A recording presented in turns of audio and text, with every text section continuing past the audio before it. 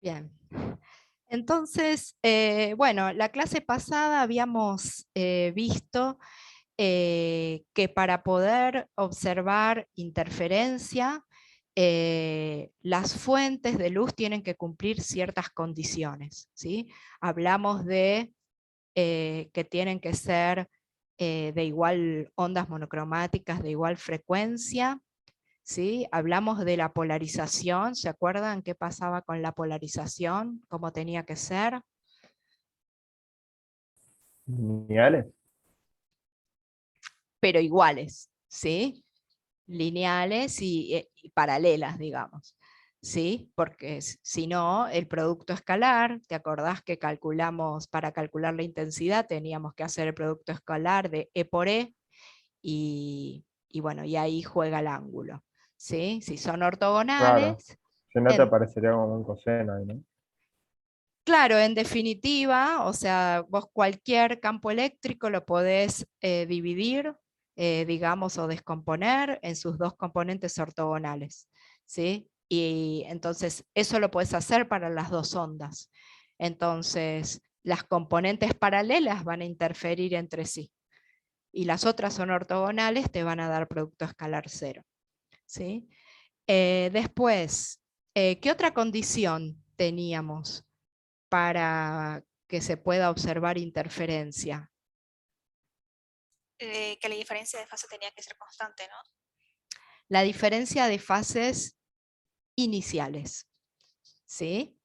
Porque en el fondo la diferencia de camino óptico introduce una diferencia de fase también entre las ondas, ¿sí? Pero no nos referimos a esa fase, sino a la que estaba dada por epsilon 1 menos epsilon 2, ¿sí? Las diferencias de fases iniciales. Tiene que ser constante. Eso es lo fundamental, ¿sí? Eso es lo que se denomina que las fuentes tienen que ser coherentes, ¿sí? Entonces dijimos que las fuentes de luz en general no son coherentes y entonces para poder observar interferencia necesitamos fabricarnos dispositivos que mantengan justamente esta diferencia de fase constante, ¿sí? De fases iniciales. Esos dispositivos se los llama interferómetros y la clase pasada vimos que se pueden clasificar en dos grandes tipos, los interferómetros por división del frente de ondas y los interferómetros por división de amplitud, ¿sí? Que básicamente su nombre indica de qué manera voy a dividir la luz proveniente de una única fuente para generarme esas dos fuentes secundarias, digamos, que necesito para observar interferencia. Entonces, la clase pasada vimos varios ejemplos de interferómetros por división del frente de onda, ¿sí? El experimento de Young, el biprisma de Fresnel, ¿sí? ¿Se acuerdan los dos prismas pegados? El espejo de Lloyd, ¿sí? Y hoy vamos a arrancar con algunos ejemplos de interferómetros por división de amplitud, ¿sí? ¿Estamos bien? ¿Hasta acá? Sí. Bien. Bien, entonces, ¿por qué se llaman interferómetros por división de amplitud? Porque el haz original, proveniente de la fuente original, la fuente primaria, se va a dividir, pero ya no dividiendo el frente como que una parte va por acá y otra parte va por allá, como era el caso de los interferómetros por división del frente que vimos la clase pasada, sino que el haz se va a dividir por medio de reflexiones y transmisiones parciales, ¿sí? O sea, la idea es que cuando la luz se topa o llega a una interfaz entre dos medios, parte se refleja, parte se transmite, y entonces se puede incluso ese proceso repetir, y eso puede generar haces que sean útiles para observar interferencia porque mantienen una diferencia de fases iniciales constantes, es decir, que provienen de la misma fuente original, ¿sí? El ejemplo típico, ¿sí?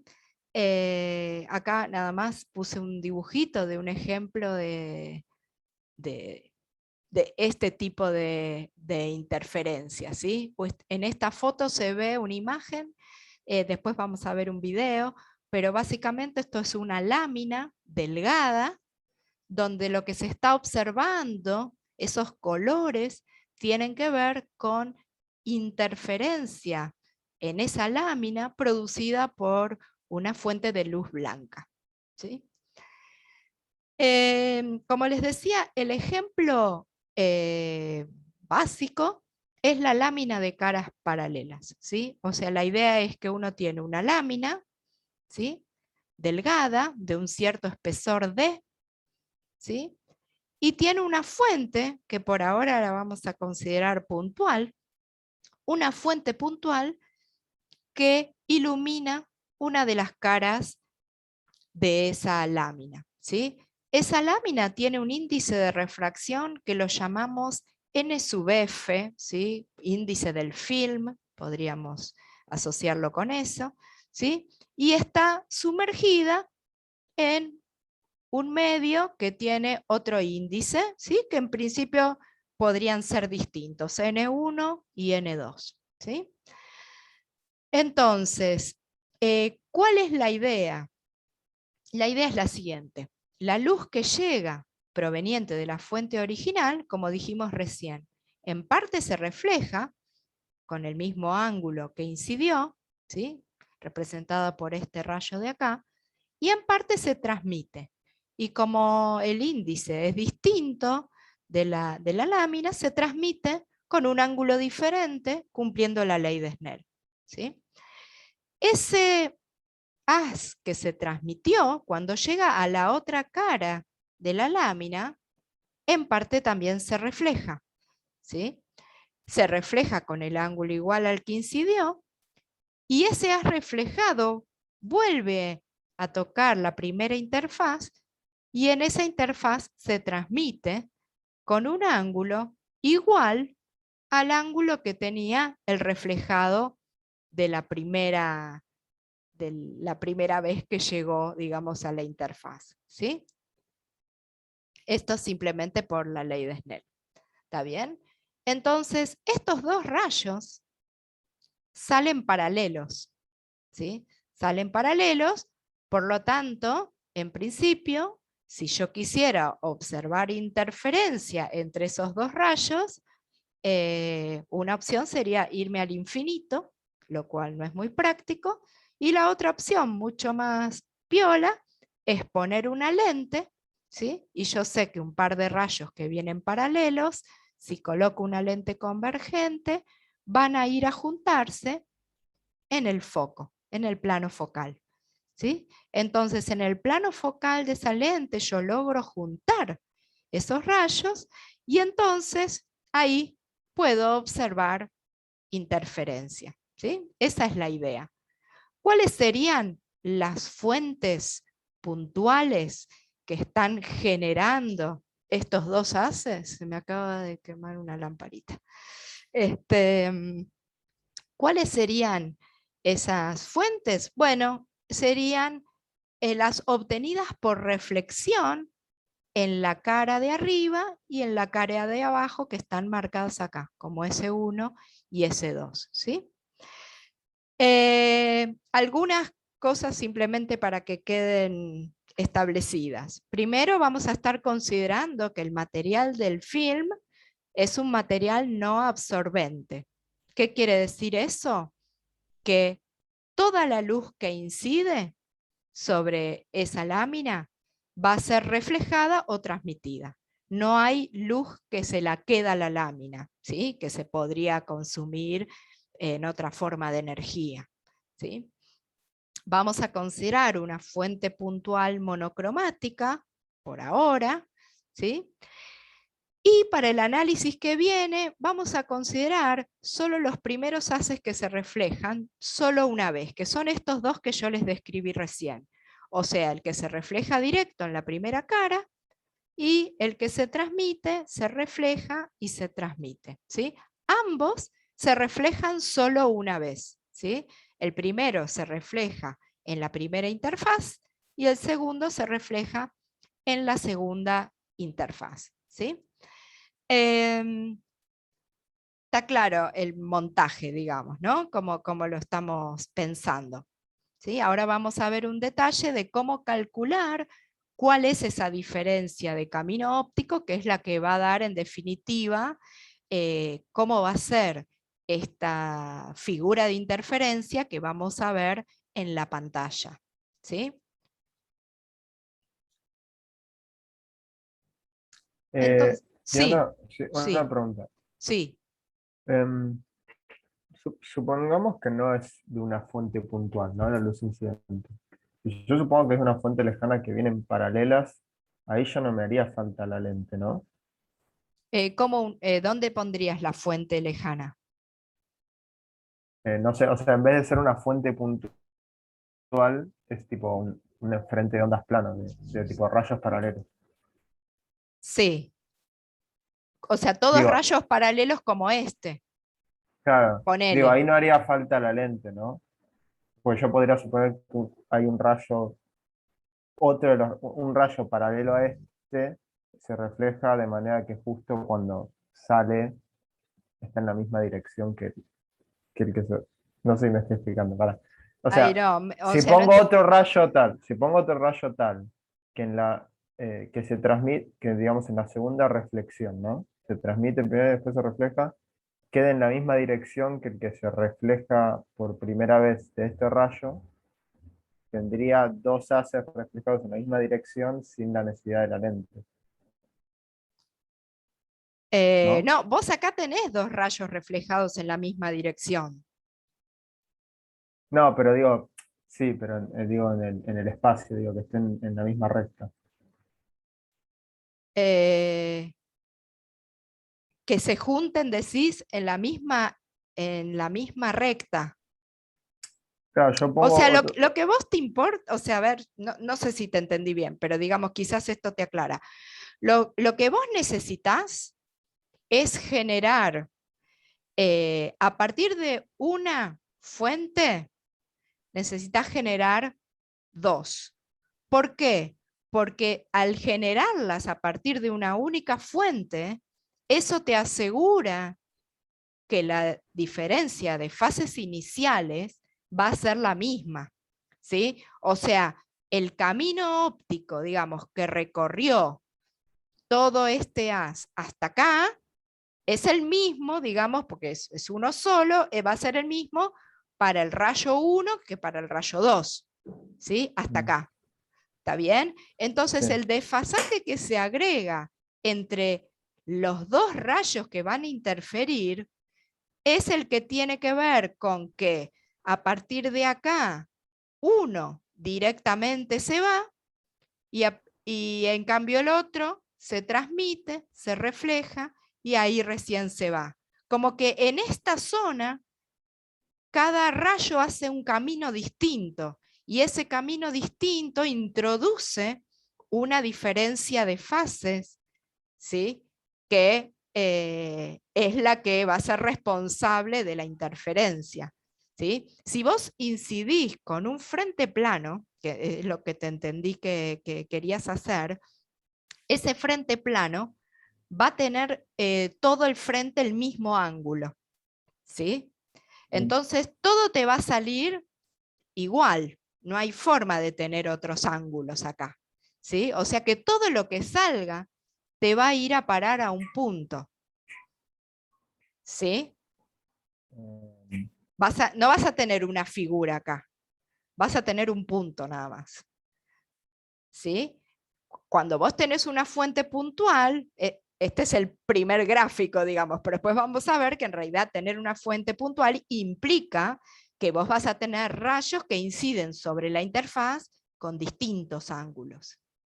Y esos distintos ángulos de haces paralelos van a ir a converger a distintos puntos de esta pantalla, ¿sí? claro, Según cuál sea la diferencia de fase o el desfasaje entre cada par de rayos, va a ser la intensidad que reciba ese punto de la pantalla y ahí se te forma la figura. ¿Sí? Ok. Igual, a ver si, perdón, no quiero insistir mucho, pero capaz puedo dibujar, siempre me digo que acá se puede dibujar. Sí, sí, espera, Lo espera que, que... lo que Ah, ahí no sé ¿podés si lo ves. dibujar? Sí, sí, sí. O sea, sería como algo así, poner, ¿no? O sea, y lo que digo es que este rayo terminaría en esta dirección. Uy, ahí, bueno, lo que no me dio mal, pero que terminaría junto con el otro, con este rayo, ¿no? Y Claro, capaz estos dos podrían interferir. claro, interfieren, pero digamos, sería como que los tenés superpuestos Claro, en todo el trayecto, claro. vamos. Sí, entonces Y eso, esa superposición va a dar algo, ¿sí? Ese algo me refiero que va a tener que ver con cuál sea este desfasaje. claro, la diferencia de camino. ¿Sí? Este desfasaje que se introduzca entre estos dos rayos que vos estás sumando. A lo que voy es que si vos tenés una fuente que sea un haz plano, donde todo incide con el mismo ángulo, todo lo que sale va a salir con este ángulo. ¿Sí? Y cuando vos tenés un haz paralelo, ya sabés que al hacerlo pasar por la lente, va a ir todo a un mismo punto. ¿Sí? Eh, sí, claro. O sea, lo que decía es Vos que decís sacar la lente. hacer eso ¿Y y sacar dónde la lente, claro. observás? ¿Y dónde Sí, pues, observás? una pantalla que sea perpendicular a los rayos reflejados. Eh, Tipo bueno, así, pero recto, pero bien hecho. habría que pensarlo. La verdad que no sé si eso... habría que pensarlo. Déjame pensarlo un poquito, a ver si eso podría funcionar. Si te tengo que Diana, decir, sí, ¿puedo decir algo? ¿Viste lo que vos dijiste recién? Vos dijiste si la fuente es extensa. El tema es que si la fuente extensa es incoherente, esos dos rayos tendrían fases distintas, ¿no? Entonces, se no, te no, pero puede... él está hablando de un haz plano. Un haz Ah, un haz plano plano que es como que fue generado coherente. por una fuente puntual en infinito y Claro, llegó, claro, cuando estamos mirándolo acá, es un haz plano. Y es claro, coherente porque viene de una única fuente. O sea, en ese sentido podría ser. ¿Sí? totalmente, sí. Sí, sí, sí. Pero déjame pensar bien qué pasaría y si se podría observar eso. Yo pienso que igual, si eso se pudiese observar, me da la sensación de que en cada lugar observaría otra cosa, en cada posición de la pantalla, pero no te quiero contestar así en el aire. Prefiero pensarlo un cachito, Iñaki. Dale, dale, sí, sí, no. Este, bien, entonces les decía, esto es como un detalle de la zona, ¿sí? Donde se producen las reflexiones, ¿no? Este sería el rayo incidente que incide con un ángulo θi sobre la lámina, ¿sí?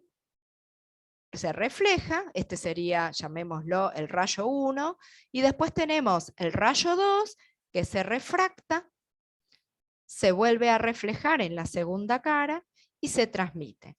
Entonces, como dijimos, estos dos rayos van a salir paralelos, ¿sí? Por Snell, y entonces, desde esta recta CD en adelante, estos dos rayos también realizan el mismo camino, ¿sí? O sea, no va a haber diferencias de fase introducidas a partir de acá. Tampoco la hay hasta acá. Entonces, ¿cuál va a ser el total de la diferencia de fase? Digamos, ¿de dónde sale? ¿De dónde proviene? Bueno, va a provenir de que mientras un rayo hace esto, AB y BC, adentro del índice, del medio con índice NF, el otro rayo hace AD nada más, y en un medio con índice N1. ¿Sí? Entonces, esa sería la diferencia de camino óptico que tenemos que calcular. ¿sí? Para ver cuál va a ser la diferencia de camino óptico y luego el desfasaje entre ambos rayos que van a interferir, ¿sí? Entonces, como dijimos recién, la diferencia de camino óptico, que acá para abreviar la llamé con esta lambda mayúscula, sería el índice del film por AB más BC menos el índice 1, el del medio exterior, por AD, esta distancia, ¿sí? Y ahora viene un poquito de cuentitas nada más. AB es igual a BC, ¿sí? Porque este ángulo es el mismo, ¿sí? Y eso lo podemos escribir en función de D, el espesor de la lámina, ¿sí? Y el ángulo de transmisión, ¿sí? Que es este de acá, ¿sí? El que te da la ley de Snell en esta interfaz, ¿sí? Entonces, si pienso, por ejemplo, que el coseno de ese ángulo es D sobre AB, entonces, y también que AB y BC son iguales, puedo escribir esta relación. Por lo tanto, ¿sí?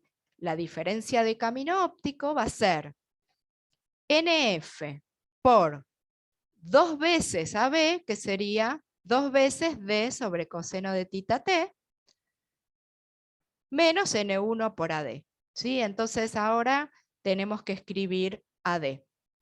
¿Sí? AD es este segmento y AC es este otro. ¿Sí? Si miro este triángulo, este de acá, resulta que este ángulo es tita I igual que este. ¿Sí? Y entonces el seno de tita I lo puedo escribir como AD sobre AC. ¿Sí? Que es lo que está acá. ¿Sí? A su vez también AD lo puedo escribir por Snell, ¿sí? Digamos, el seno de tita I es AD sobre AC. ¿Sí? Esto sería la ley de Snell, simplemente despejando AD, pero es la ley de Snell en esta interfaz. ¿Sí? O sea, N1, que pasaría de este lado, por seno de tita I, que sería AD sobre AC, pasa este para acá, igual a NF seno de tita T. ¿Sí? Y AC, por último, AC, ¿sí? Lo puedo pensar, si pienso, por ejemplo, en tangente de tita T, este triángulo de acá, ¿sí? Sería AC sobre 2 sobre D. ¿Sí? Si paso el 2D para acá, queda tangente de tita T. Entonces podemos escribir ahora AD en términos de AC y AC en términos de tita T. ¿Sí? Entonces ahora juntamos todo eso. ¿Sí? Y nos queda que la diferencia de camino óptico es, bueno, este primer término que queda tal cual, y acá tengo que poner N1 por AD, ¿sí? Donde dice AD voy a poner todo esto, y donde dice AC voy a poner 2D tangente de tita T. ¿Sí? Entonces me va a quedar acá un seno cuadrado de tita T, que sería este. El coseno que está dividiendo sale afuera, factor común. ¿Sí? Tengo el NF, el 2, ¿sí? Y la D, todo sale factor común. Entonces me queda directamente este paréntesis, como 1 menos seno cuadrado es coseno cuadrado, directamente este coseno cuadrado dividido este coseno, me queda que la diferencia de camino óptico es 2NF por D por coseno de tita T. ¿Sí? Una vez que tengo eso, bueno, ya está servido, digamos, ¿no? Lo único que falta para calcular la diferencia de fase entre ambas ondas es multiplicar eso por el casero, ¿sí? Por las dudas, digamos, siempre hay que verificar que no haya un desfasaje adicional que se introduzca por la manera como se dividieron los haces, ¿sí? Y esto pasa siempre, pasa mucho, en los interferómetros por división de amplitud como los que vemos hoy, ¿sí?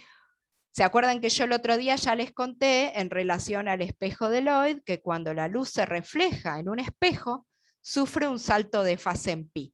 Y eso pasa no solo cuando se refleja en un espejo, sino que siempre hay desfasajes, bueno, a veces son distintos de cero, cuando la luz se refleja en una interfaz entre dos medios con índices de refracción distintos, ¿sí? Entonces, si hay un salto de fase, hay que tenerlo en cuenta porque eso es un desfasaje adicional que se introduce entre las dos ondas, ¿sí? Porque en este caso, por ejemplo, una se está reflejando en la interfaz entre N1 y NF y la otra se está reflejando en la interfaz que va de NF a N1. Y los saltos de fase no son iguales cuando uno va de un medio al otro o al revés, ¿sí? Entonces veamos un poquito de qué se trata esto de los saltos de fase, ¿sí?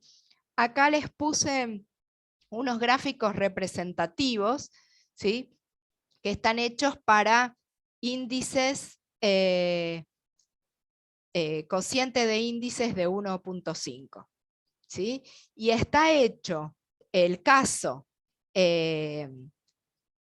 donde la polarización, ¿sí?, de las ondas es perpendicular y la polarización es paralela, ¿sí? Es distinto, o sea, ese salto de fase en reflexiones es diferente si la luz viene polarizada perpendicular o polarizada paralelo. Acuérdense que esto de perpendicular y paralelo se refería al plano de incidencia, ¿sí?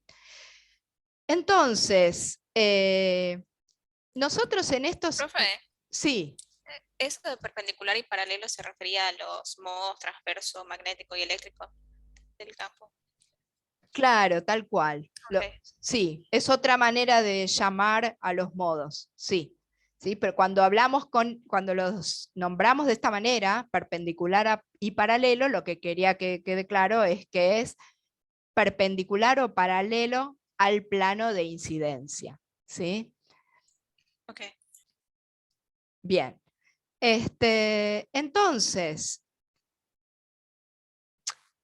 acá tenemos todas las situaciones que podemos tener, digamos, para este par de índices, ¿no? Acá tenemos que vamos de un medio, digamos, el medio de transmisión es mayor el índice que el medio de incidencia, y acá es al revés, el medio de transmisión tiene un índice menor que el medio de incidencia, ¿no? Nosotros, en el caso de estos interferómetros, en general los vamos a usar todos con ángulos de incidencia pequeños, ¿sí? Bien pequeños, mucho menores a 30 grados. ¿Sí? Entonces nos interesa de estos gráficos la zona, ¿sí?, cercana al cero. ¿Sí? Si miramos, por ejemplo, elijamos una polarización, ¿sí? Primero la perpendicular, ¿sí? Entonces, para ángulos pequeños, lo que me dice este gráfico es que si voy de un índice menor a uno mayor y la polarización es perpendicular, la luz va a sufrir un salto de fase de pi en la reflexión, ¿sí?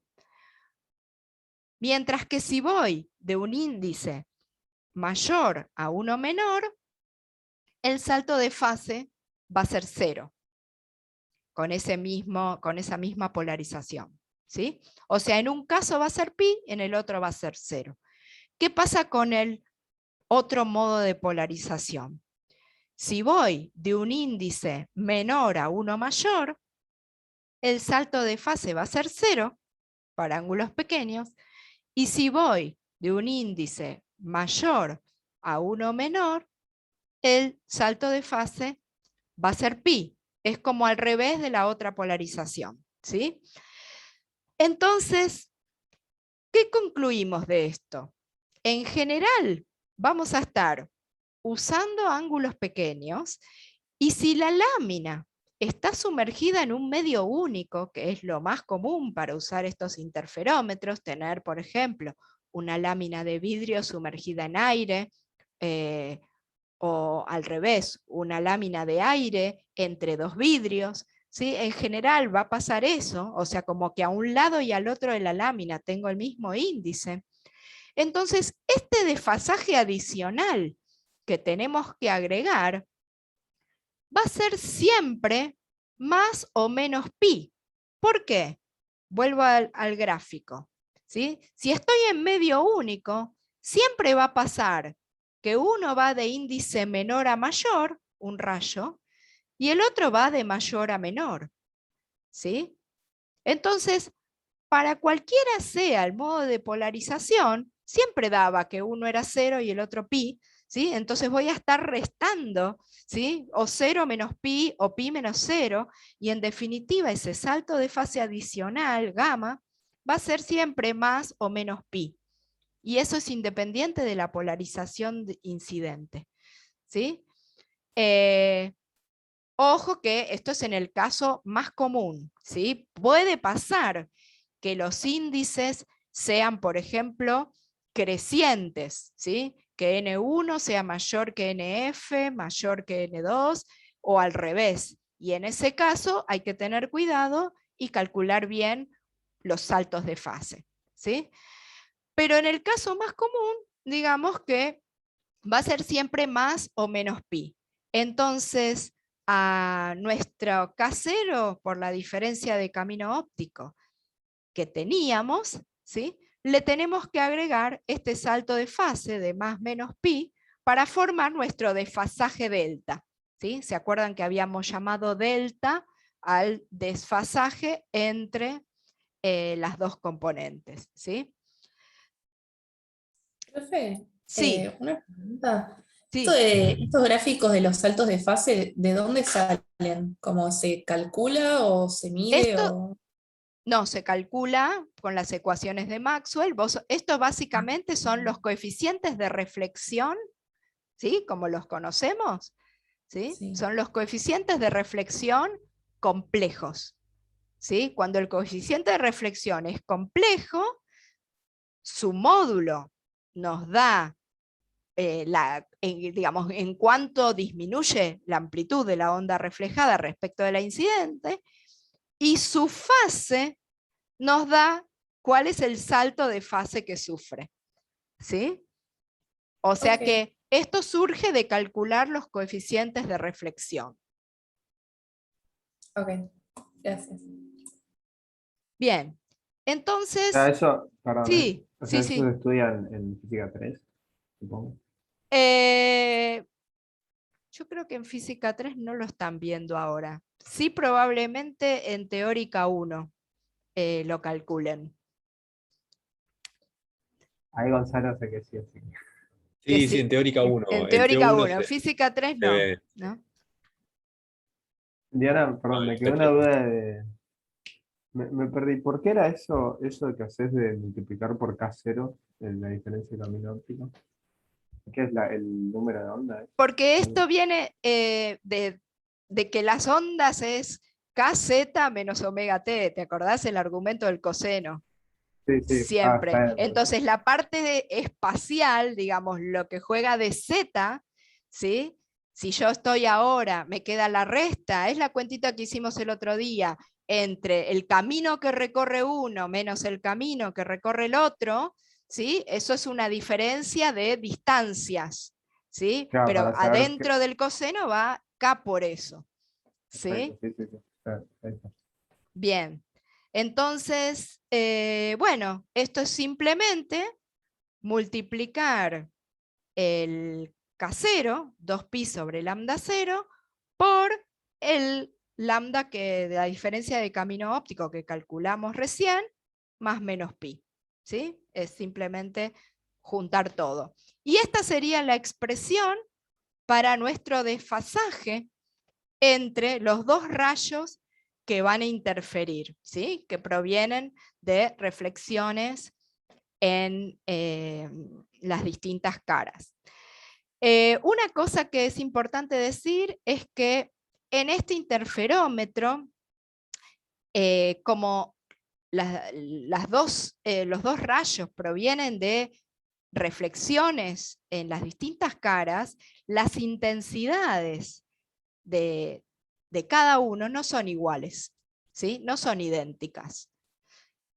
Son similares, pero no son iguales como sí lo podían ser en el caso del interferómetro de Young, por ejemplo, ¿no? El hecho de ya tener intensidades que no son idénticas, acuérdense que eso repercute en el hecho de que el contraste de la figura de interferencia que voy a obtener no va a ser el óptimo, ¿sí? O sea, voy a tener zonas oscuras y zonas claras, ¿sí? Pero el contraste no va a ser el óptimo, ¿sí? O sea, no voy a tener ceros absolutos de oscuridad total, ¿sí? Ni máximos de 4 veces como la otra vez, ¿sí?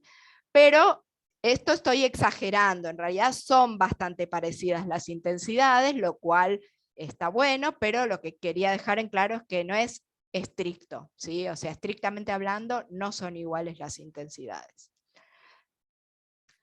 Bien, entonces esta es acá traigo simplemente la expresión para la intensidad que teníamos de la clase pasada, y acá copié esta expresión de la delta que teníamos recién en la otra página.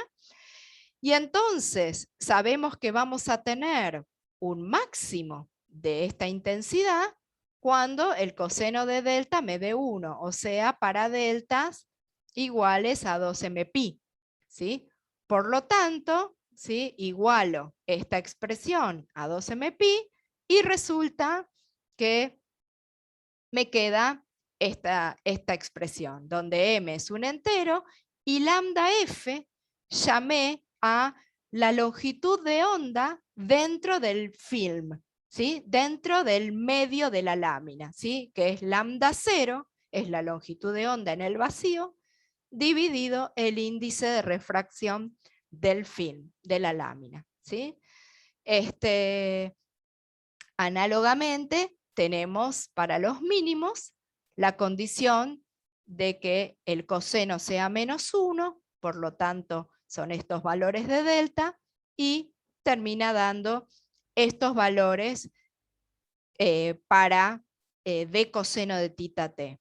¿Por qué lo despejo de esta manera? ¿Por qué digo d coseno de tita t igual a algo, ¿no? Porque acá se pone en evidencia que la condición de máximo o de mínimo va a depender del ángulo de transmisión. Acá está puesto en función del ángulo de transmisión, pero digamos por Snell yo podría cambiar esta dependencia y ponerlo en función del ángulo de incidencia, por ejemplo, ¿sí? Entonces, en definitiva, vemos que voy a tener diferente intensidad según cómo sea la inclinación de esos rayos, ¿sí? Cuando el coseno de tita t o d coseno de tita t coincida, ¿sí? Con alguno de estos valores, con algún m, ¿sí? Entonces ahí tendré máxima intensidad. Y cuando coincida con alguno de estos valores, con algún m, tendré mínima intensidad, ¿sí? En ese sentido, ¿sí? Como dependen de tita t, entonces se dice que las franjas que uno obtiene, que uno observa, se llaman franjas de igual inclinación, ¿sí? O sea, voy a tener un valor de intensidad para una determinada inclinación de los rayos, ¿sí? Entonces, fíjense que en este dibujo, por ahí se entiende un poquito mejor de qué estamos hablando, ¿no? O sea, de esa fuente puntual, ¿sí? Que tengo acá, sale un rayo. Y ese rayo se divide en dos, que me da lugar a estos dos rayos paralelos. Estos dos rayos paralelos van a ir a interferir a un determinado punto de la pantalla, ¿sí? y van a tener una determinada intensidad que tiene de acuerdo a cuál fue este ángulo, ¿sí? Este otro rayo que sale de la misma fuente puntual, pero con otro ángulo, da lugar a otro par de rayos que salen con otro ángulo y que van a tener, por lo tanto, cuando interfieran, otro valor de intensidad. ¿Sí?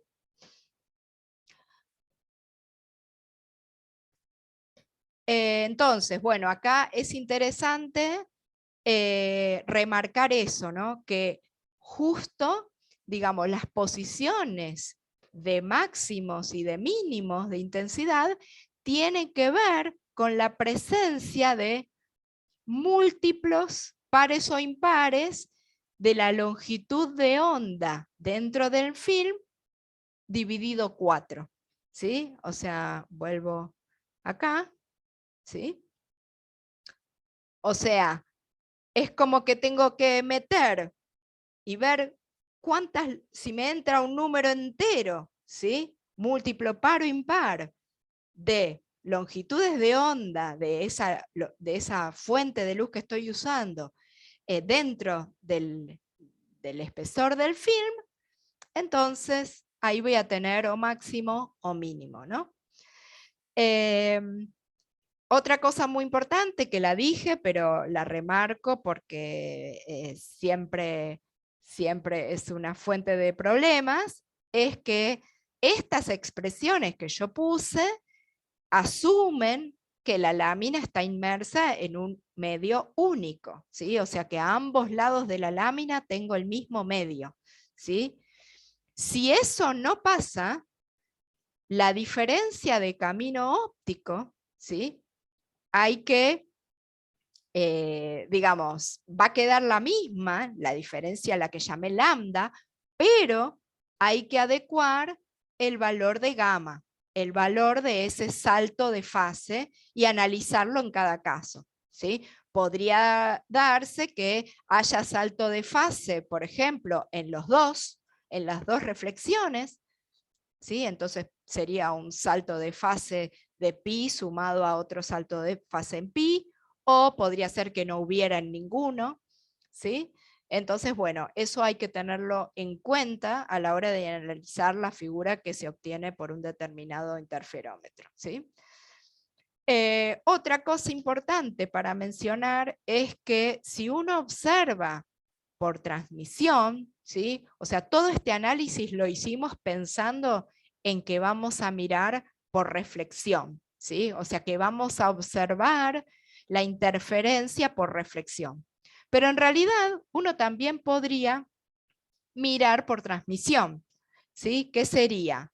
Sería mirar por un lado el rayo, ¿sí? Que llega, se refracta y acá se vuelve a transmitir, digamos, que no está dibujado. Y un segundo rayo que viene, se refracta, se refleja, se vuelve a reflejar hacia abajo y acá se transmite. De esa manera yo también me puedo generar un par de rayos paralelos que si coloco la lente también van a interferir en el plano focal, ¿sí? Entonces, si uno hace eso, hay que hacer la cuentita, pero es igual, prácticamente igual a la que hicimos, ¿sí? Lo que se puede ver es que se obtiene la figura complementaria. O sea, justo los saltos de fase, los gamma, ¿sí? Son los complementarios a los que tenemos para ese mismo interferómetro, pero mirando por reflexión, ¿sí? Entonces, lo que resulta es que en las posiciones que me daban máximos por reflexión van a ser mínimos por transmisión y viceversa, ¿sí? Bien, ahora, hasta acá no parecería muy interesante el hecho de usar interferómetros por división de amplitud, porque, digamos, en todos los aspectos que analizamos hasta ahora, o son iguales o son peores en cuanto a su performance con respecto a los interferómetros por división del frente de ondas, ¿sí? Sobre todo por esto que les decía antes, ¿no? de que las intensidades de los dos haces son diferentes, entonces ya empeora el contraste de la figura de interferencia, con lo cual, digamos, no parece ser una elección interesante usar un interferómetro de estos en lugar de los otros. Sin embargo, hay un aspecto que los hace superiores, lejos, a estos interferómetros en relación a los otros. Y es la posibilidad de usar este interferómetro con una fuente extensa. Y una fuente extensa, me refiero a una fuente incoherente, ¿sí? A una fuente que ocupe un lugar donde cada punto de esa fuente extensa emite en forma independiente, ¿sí?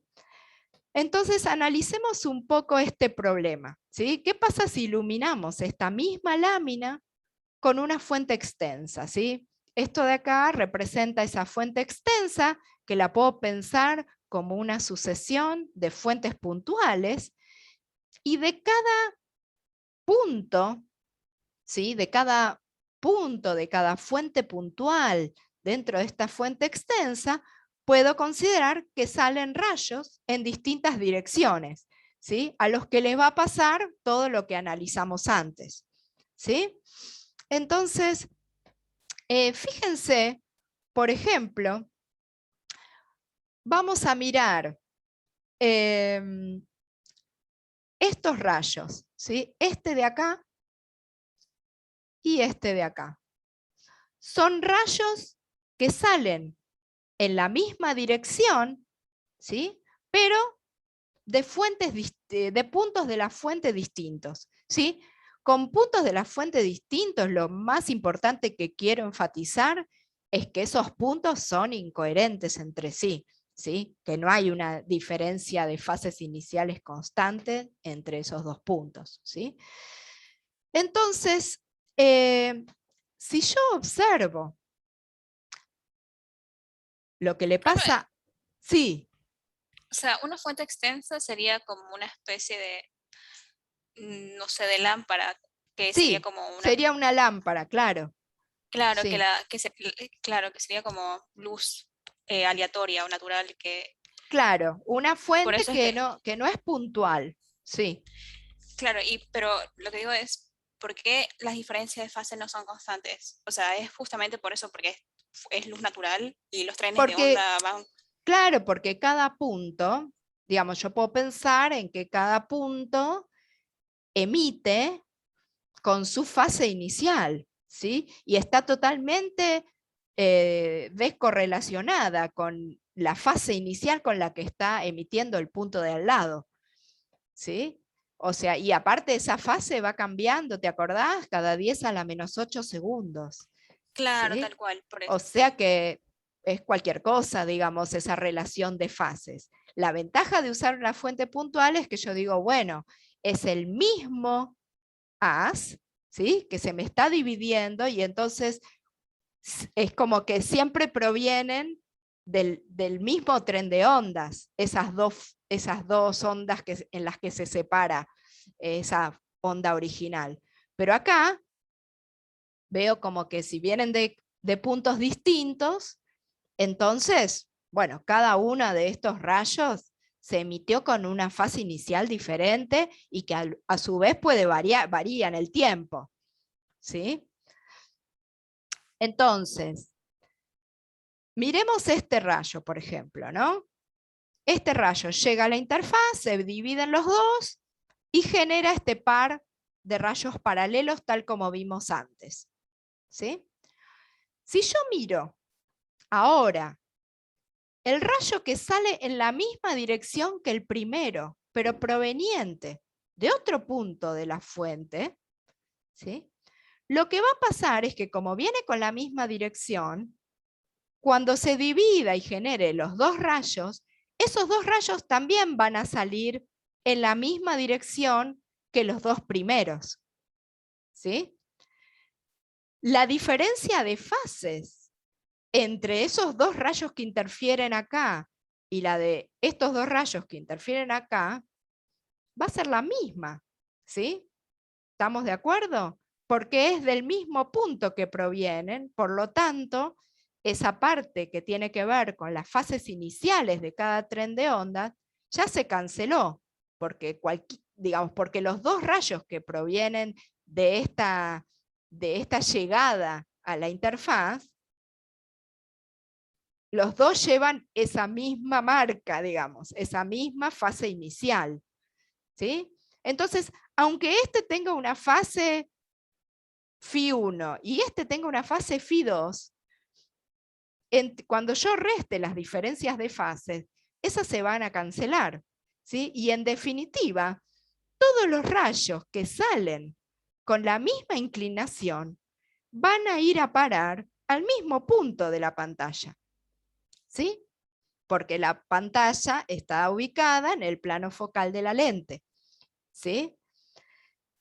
Y lo mismo pasa para todos los pares de rayos que salen con la misma inclinación, y ya ni hablar de pares. O sea, para todos los rayos que salgan con la misma inclinación de todos los puntos de la fuente extensa, van a ir a parar sus contribuciones, digamos, al mismo punto de la pantalla, ¿sí? Y con el mismo desfasaje, de manera que van a contribuir con la misma intensidad, ¿sí? En definitiva, lo que vemos acá es que voy a poder observar interferencia en la pantalla, aun si la fuente que ilumina es una fuente extensa, ¿sí? Entonces, cuando tengo esta situación, digo, bueno, ahí sí se justifica usar este interferómetro, porque ahora puedo agarrar cualquier fuente que es mucho más fácil de conseguir y observar el patrón de interferencia, ¿sí? ¿Cuál es el precio que estoy pagando por tener esta ventaja, ¿no? De poder observar la figura con una fuente extensa? Bueno, el precio que estoy pagando es que ese patrón de franjas solo lo voy a poder observar en esta pantalla. Solo lo voy a poder observar en la pantalla ubicada en el plano focal de la lente, ¿sí? No puedo colocar esa pantalla en ningún otro punto del espacio, porque en ningún otro punto del espacio se juntan los rayos de esta manera, ¿sí? Entonces, en ese sentido, se dice que estas franjas de interferencia que se generan de esta manera son franjas localizadas, ¿sí? ¿Se acuerdan que cuando vimos los interferómetros por división del frente, dijimos que las franjas eran no localizadas porque dependía de dónde colocaba yo la pantalla en relación al sistema de hiperboloides, ¿se acuerdan? De revolución, que se formaban con los distintos valores de intensidad. Bueno, acá pasa lo contrario, ¿sí? Al iluminar con fuente extensa, tengo una sola región del espacio donde se forma ese patrón, ¿sí? Entonces son franjas localizadas, ¿sí? Entonces gano en que lo puedo iluminar con una fuente extensa y pierdo en que solo lo puedo observar el patrón en una determinada región del espacio, ¿sí? Y esta es la manera, digamos, como se utilizan en general estos interferómetros, ¿sí? Con fuente extensa. Profe, Sí. creo que hay una cosa que no terminé de entender de...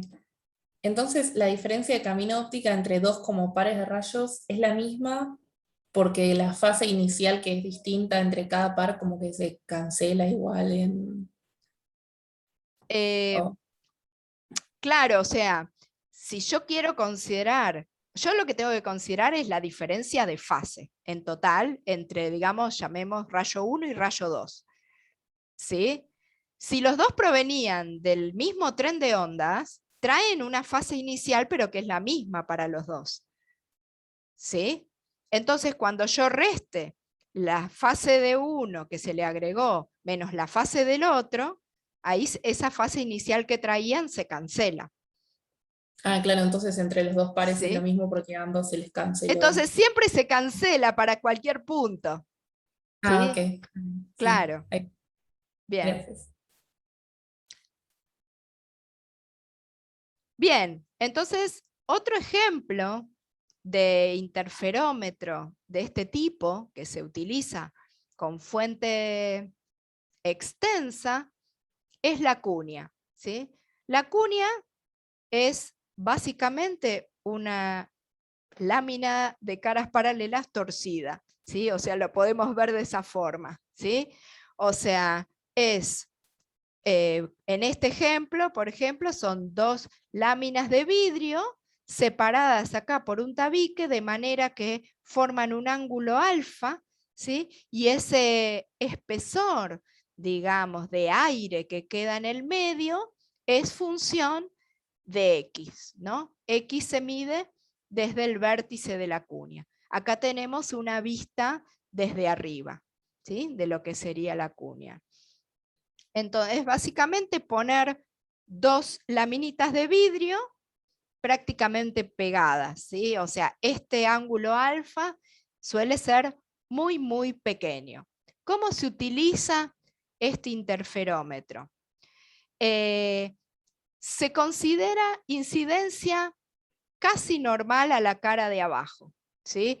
O sea, un ángulo de incidencia que es casi normal, de manera que acá la luz prácticamente vaya y vuelva sobre el mismo camino, ¿sí? Que cuando se refracte y se vuelva a reflejar, si es incidencia normal, va y vuelve sobre el mismo camino, ¿sí? Pero el recorrido de los rayos es similar, ¿sí? O sea, tengo por un lado el rayo 1 que toca en la interfaz, ¿sí? Entre el vidrio y el aire, acá, ¿sí? Como antes, y el rayo 2 que se transmite, se refleja y vuelve a salir, ¿sí? Es similar al caso de la lámina de caras paralelas, ¿sí?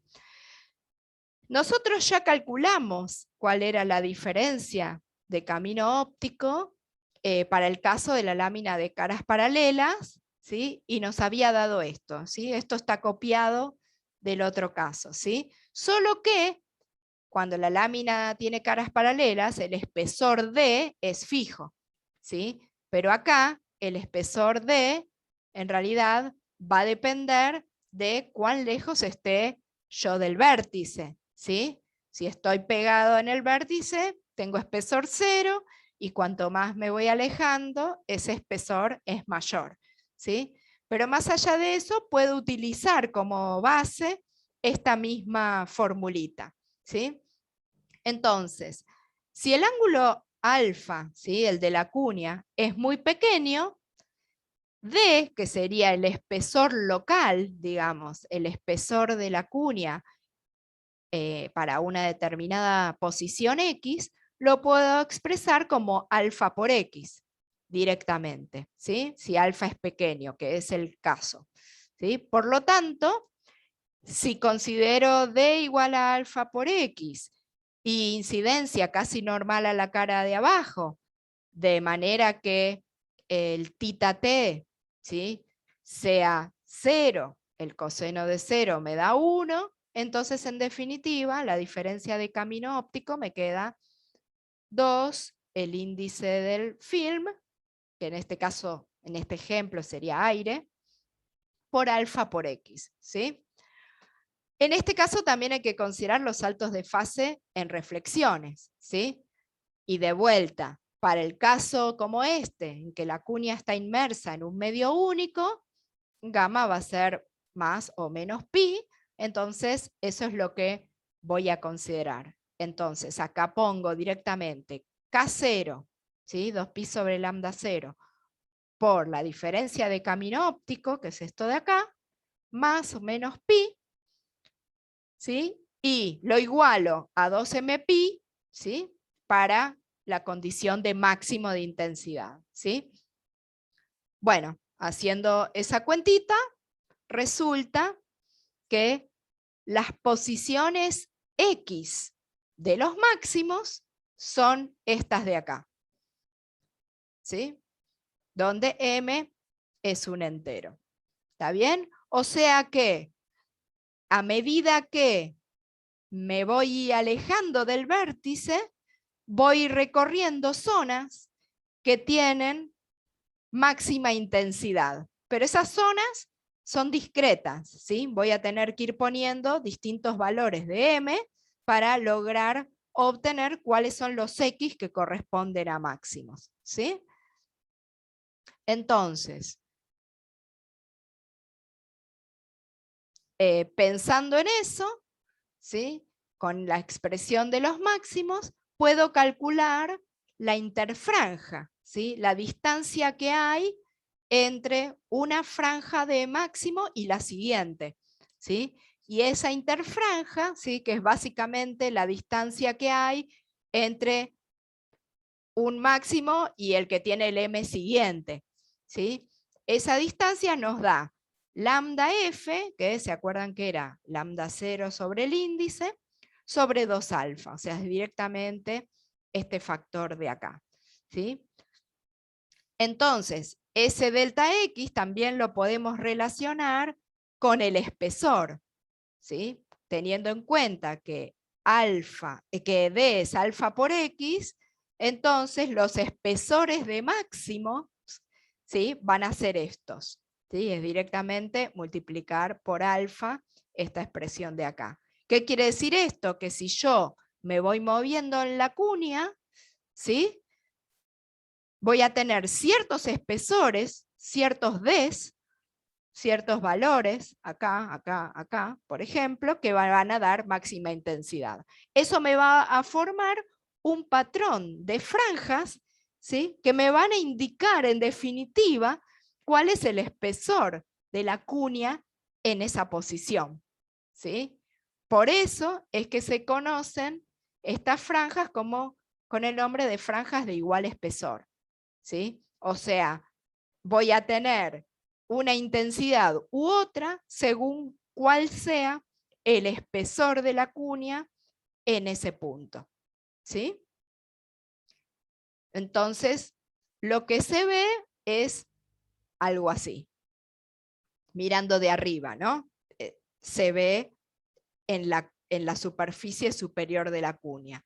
De nuevo, este interferómetro sirve para iluminarlo con una fuente extensa, ¿sí? Yo ilumino con fuente extensa y puedo observar en la superficie superior de la cuña, ¿sí? O sea, la superficie superior de la cuña sería la superficie de localización de franjas, ¿sí? Solo las voy a poder visualizar en esa superficie, no van a estar en todo el espacio, ¿sí?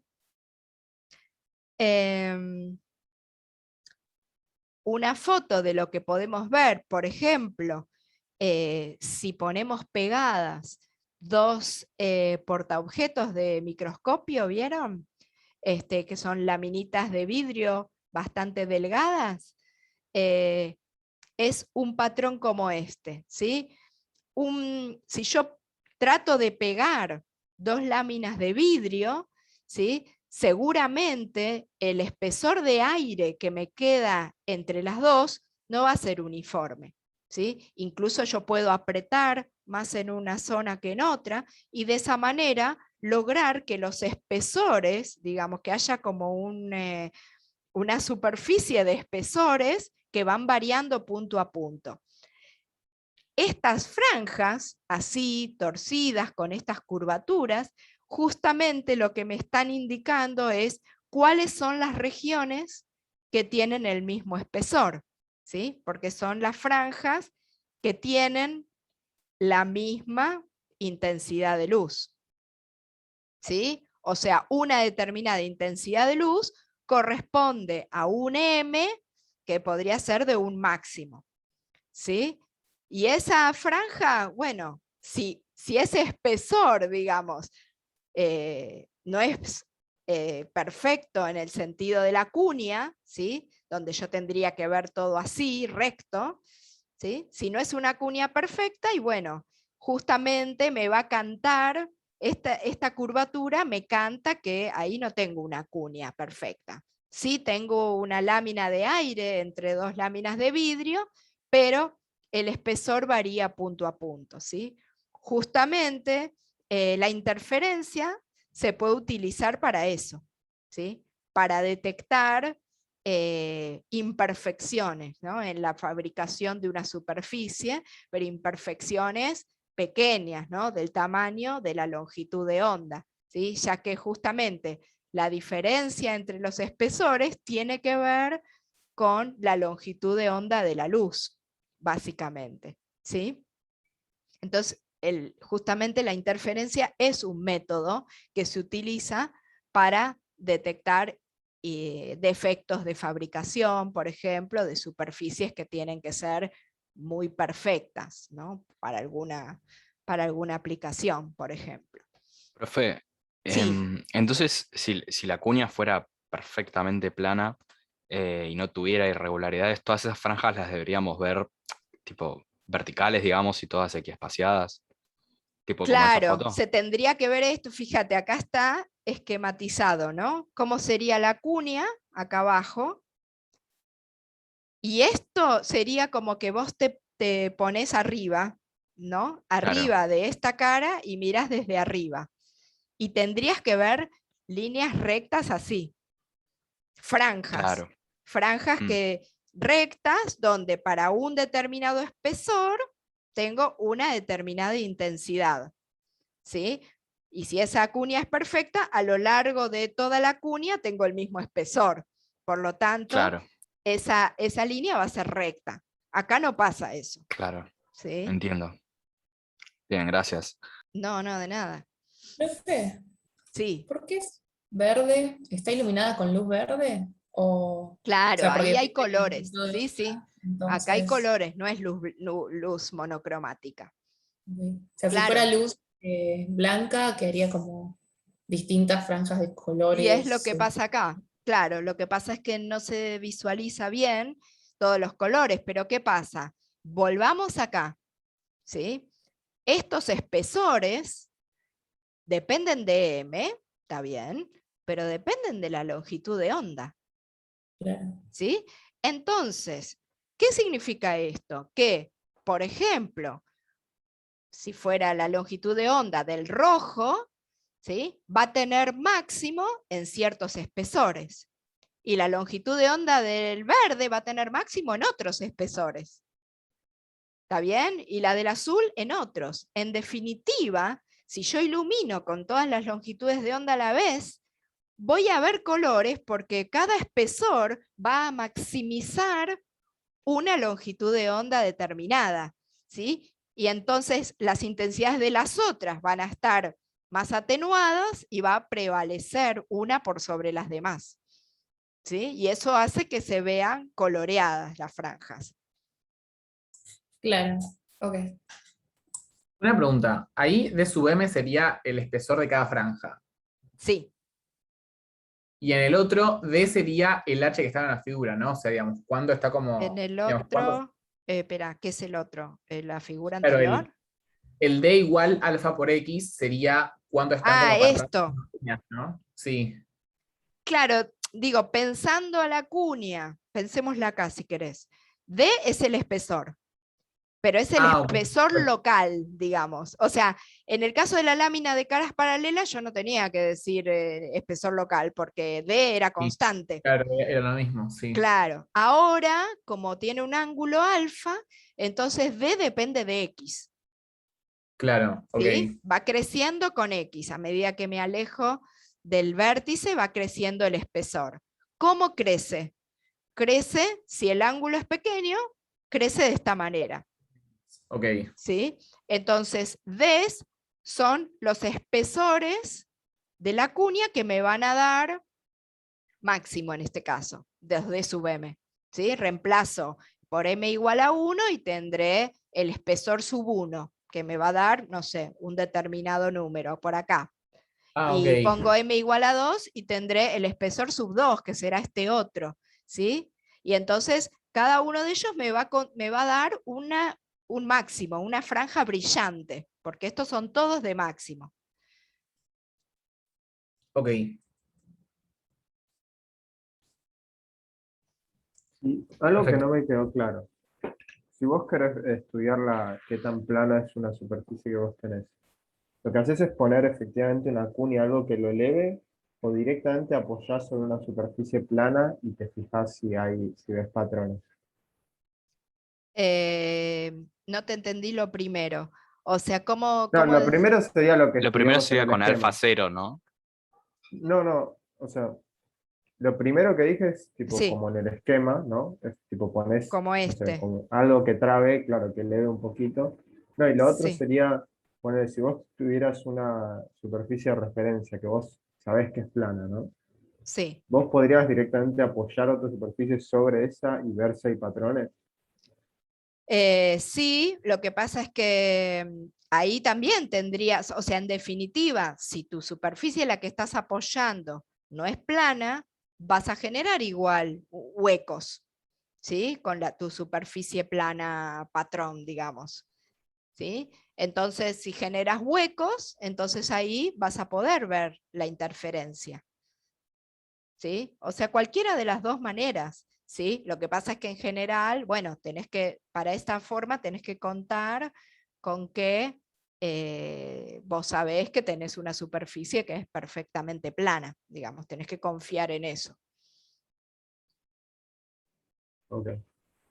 Pero sí, o sea, siempre que haya una diferencia de camino, ¿sí? Pequeña, ¿no? Comparable a la longitud de onda, entonces vas a poder usar la interferencia como una manera de medir estas imperfecciones. Ahora, si vos ya estás considerando espesores muy grandes, ¿qué va a pasar? O sea, si la distancia esta de se hace muy grande, ¿sí? ¿Voy a poder seguir usando este método?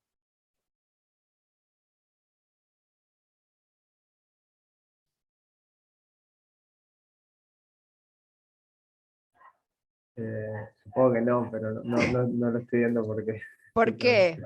O sea, está bien. ¿Qué pasa? Esta distancia, digamos que es, a los fines prácticos para nosotros es una diferencia de camino óptico, en definitiva, entre los dos rayos, ¿sí? Si esa diferencia de camino óptico se hace muy grande, ¿sí? Podría estar pasando que el rayo 1 está viniendo de un tren de ondas, mientras que el rayo 2 ya está en un tren de ondas siguiente de ese mismo punto de la fuente original, ¿sí? Porque no nos olvidemos que los trenes de ondas tienen una determinada longitud y una duración temporal, ¿sí? Entonces, yo me tengo que asegurar de que cuando yo vuelvo a juntar esos dos rayos, sigan proviniendo del mismo tren de ondas, ¿sí? Y para eso tengo que pedir que la diferencia de camino óptico entre los dos rayos sea menor que la longitud de coherencia de la fuente, básicamente que es de la longitud de los trenes de onda que emite esa fuente, ¿sí? Entonces, si yo estoy emitiendo con una fuente monocromática que tiene una longitud de coherencia grande, y bueno, podré llegar hasta espesores de más grandes, ¿sí? Pero esto está, si yo lo quiero mirar con una fuente de luz blanca común, y bueno, está íntimamente ligado a cuánto me dura cada tren de ondas, ¿sí? Entonces yo no me puedo salir de eso, ¿se entiende? Sí, o sea, ese problema incluso polarizando lo seguís teniendo. Sí, sí, Claro, porque no tiene nada que ver, porque la polarización es una diferencia de fase entre dos componentes. ¿sí? Claro. Pero acá estamos hablando de un tren de ondas que sale con una polarización y Claro. otro tren de ondas que viene atrás. Y eso ¿sí? tiene que ver con el origen de dónde sale esa luz, ¿no? No sé. Claro, por cómo se genera. Claro, Ok. por cómo se genera esa luz. No es lo mismo una fuente de luz incandescente que un láser. ¿Sí? ¿Y cuáles son las mejores en ese aspecto? Por curiosidad, las que... Claro, un láser sería una fuente que tiene mayor longitud de coherencia. ¿Sí? O sea, donde los trenes de onda son más largos. ¿Sí? Ok, Por claro. ejemplo. Pero bueno, todo depende también de la aplicación y de lo que uno quiera hacer. ¿Sí? Otra cosa que uno puede hacer con esta cuña es usarla para averiguar cuál es el índice de refracción de un líquido, por ejemplo, que uno coloque acá en el medio. ¿Sí? Porque acá en lambda F está metido el índice de refracción del film, de lo que va acá en el medio. ¿Sí? Entonces, midiendo, por ejemplo, la distancia entre dos máximos consecutivos, uno podría deducir cuál es el índice de refracción de ese material, de ese líquido, por ejemplo. ¿Sí? Bien, el último de los interferómetros de estos que vamos a ver es el dispositivo de Newton, que el principio de funcionamiento es igual, ¿sí? A los que ya vimos. ¿Sí? También vamos a considerar incidencia casi normal, ¿sí? Casi para que sea normal a la cara de abajo, ¿sí? Acá está un poco exagerado el dibujo. También iluminado con fuente extensa, y también lo voy a pensar para hacer la deducción con el mismo caso, ¿no? De que tenemos una zona de un medio, en este caso aire, entre dos medios que tienen el mismo índice de refracción. ¿Sí? Básicamente el dispositivo de Newton, la forma más común es tener una lámina de vidrio y por encima apoyarle a esa lámina plana una lente también de vidrio, ¿sí?